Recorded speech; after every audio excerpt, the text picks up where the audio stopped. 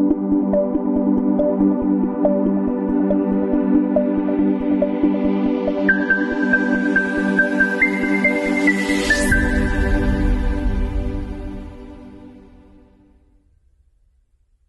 dan selamat sejahtera. Saya wartawan Alia dan rakan saya wartawan Emilia. Hari ini 29 Julai 2026 hari Rabu, Dewan Musi mengadakan majlis Persaraan Puan Heria dan perpindahan Cikgu Anwar dan Cikgu Azam bersama murid-murid SMK Mursyid Abdullah. Kau ajarkan apa itu cinta, lewat mata kau berbicara.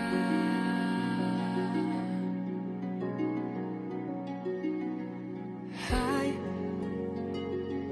mungkin aku telah menanti lama, tapi ternyata tak sia-sia.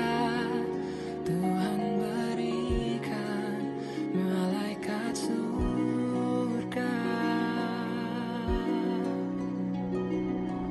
Izinkan ku berjalan bersamamu, mimpi yang telah lama ku dambakan.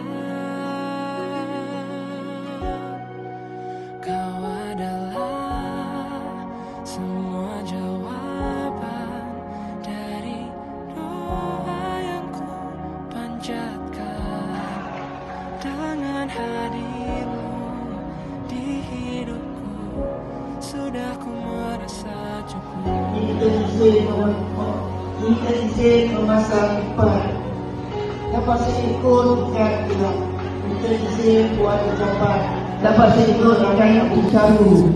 Manakah sama dan selama. Sama di kampung.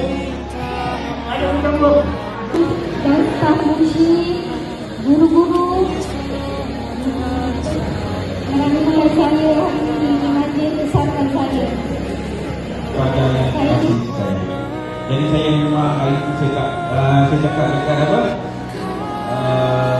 Kelas guru kadang sebab kasih menjadi hari maka.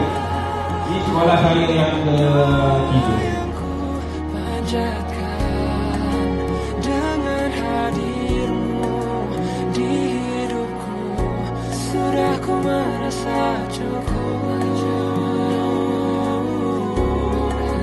Hati ini telah menetapkan engkau, sosok yang kan temani di masa ini, masa nanti, dan masa ini.